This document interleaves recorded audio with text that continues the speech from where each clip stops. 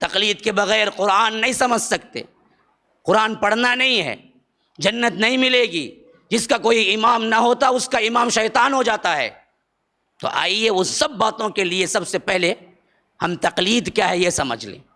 تقلید نکلا ہے قلادہ سے، قلد یقلد تقلید، عربی لفظ ہے اور اس کا معنی ہے قلادہ۔ قلادہ وہ ہوتا ہے جو جانوروں کے گلوں میں ڈال کے رسی سے کھینچا جاتا ہے، اسے بولتے قلادہ۔ آپ نے دیکھا ہوگا بیل ہے، اونٹ ہے، تو اس کو کیا ہے گلے میں رسی پہنا کہ وہ دوڑ بھاگ نہ جائے کہیں، اور اس سے اسے کھینچتے ہیں۔ ہاں، پٹا ڈالا ہوا جانور کو قلادہ بولتے ہیں۔ جو لفظ قرآن میں استعمال ہوا ہے وَلَا الْقَلَائِدَ وَلَا آمِّينَ الْبَيْتَ الْحَرَامِ، سورہ مائدہ کے اندر، تم جانوروں کو مسجد حرام کی طرف ذبح کرنے کے لیے لے جاتے ہو جن پہ تم پٹا ڈالے ہوئے ہوتے ہو کہ یہ قربانی کے جانور ہیں، کوئی انہیں تکلیف نہ دے۔ تو اس زمانے میں جب جانور لے جاتے تھے، آج تو مینا میں ہی سب کچھ کر کے گورنمنٹ دے دیتی ہے، لیکن پرانے زمانے میں لوگ اپنی اپنی بستیوں سے جانور لے جاتے تھے۔ تو جب لے جاتے تھے تو راستے میں کوئی چور اچکا یا کوئی تکلیف دینے والا جانوروں کو تکلیف نہ دے تو وہ کیا کرتے تھے، ان جانوروں کے اوپر پٹا ڈالتے تھے۔ ہاں، روپ، پہلے ہم بھی پٹا ڈالتے تھے، ہے نا؟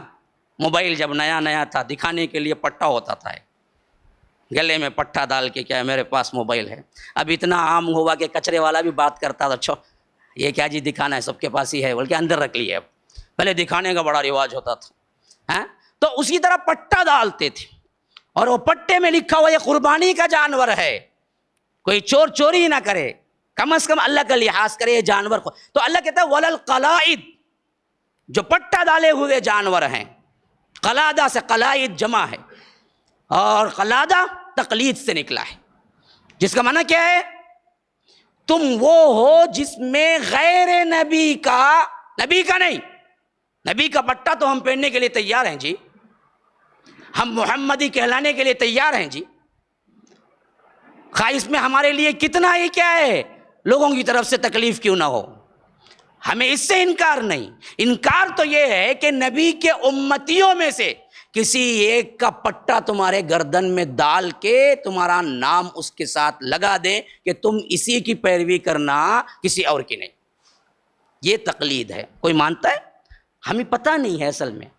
اگر میں سمجھا کہ آپ کو پوچھو کیا تم مانتے ہو ایسی بات کو، تو بولیں گے ہمیں معلوم ہی نہیں، مولوی صاحب حنفی بولتے ہمیں ہی بولتے تھے، ہم نے کیا معلوم یہ بات ہے اندر کی۔ حنفیت کی تقلید کا معنی یہ ہے کہ تقلید کا معنی پٹا ڈالا ہوا جانور، جو بے وقوف ہوتا ہے وہی پٹا ڈالتا ہے۔ تو یہ پٹا ہمارے لحاظ سے بھی کیا ہے، بنایا گیا اور ڈالا گیا۔ اور اس سے دلچسپ بات کیا ہے، جب انہوں نے بنایا ان کے ائمہ سے، بڑے بڑے لوگوں سے پوچھا گیا یہ تقلید کا مطلب کیا ہے، ذرا سمجھاؤ تو صحیح، اس کا معنی کیا ہے، کیوں تقلید واجب ہے، اور تقلید کا معنی کیا ہے؟ تو تمام تقلیدی ذہنیت رکھنے والے بلکہ نہ رکھنے والے سب اس بات پر متفق ہیں کہ تقلید کا معنی ہے کہ نبی کو چھوڑ کر کسی انسان جو نبی نہیں ہے اس کی بات کو مان لینا بغیر کسی دلیل کے، وہ تقلید ہے۔ قبول القول بلا حجت بلا دلیل، سب نے لکھا ہے، شک ہے تو جاؤ جا کے پڑھ لو۔ تقلید کا معنی کیا ہے؟ تقلید کا معنی ہے اماموں کے قول کو مان لینا بغیر کسی دلیل کے، وہ تقلید ہے۔ ہمیں معلوم ہے آج تک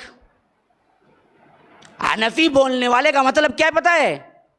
وہ بولتا ہے کہ ہم کتاب و سنت کی دلیل کبھی نہیں مانگیں گے، آپ صرف اتنا بولیں گے ابو حنیفہ یہ بولے تو ہم مان کے چلیں گے، اس سے زیادہ ہم کو کوئی دلیل نہیں چاہیے اور مانگیں گے بھی نہیں۔ ایسا جس کا عقیدہ ہو وہ جنت جا سکتا ہے؟ ہاں، امام کو بڑھا کے نبی کے درجے میں بٹھا دیا اور صاف لکھ دیا کہ تقلید کا معنی یہ ہے بلا کوئی حجت بلا کوئی دلیل کے امام کے قول کو مان لینا، بس۔ اب آ کے بولے کہ امام کا قول یہ ہے، حدیث یہ ہے، تو پاک نکل، تو حنفی نہیں بن سکتا۔ تو کیوں بولا ایسا؟ ہمارے پاس سوال نہیں ہونا، بلا حجت کے قبول کر لینا. یہی وہ بڑا فتنہ تھا جس کی وجہ سے بڑے بڑے لوگ یہ تقلید کا جھانسا دے کے بولے صاف طور پر حدیث تو ہے لیکن ہم امام ابو حنیفہ کے مقلد جو ہے نا کیا کریں، ہم حدیث کو نہیں مان سکتے. ابو ایوب انصاری کی صاف حدیث ہے، اللہ کے رسول صلی اللہ علیہ وسلم کے زمانے میں اور اصحاب رسول اللہ صلی اللہ علیہ وسلم کے زمانے میں پورے خاندان کی طرف سے ایک بکرا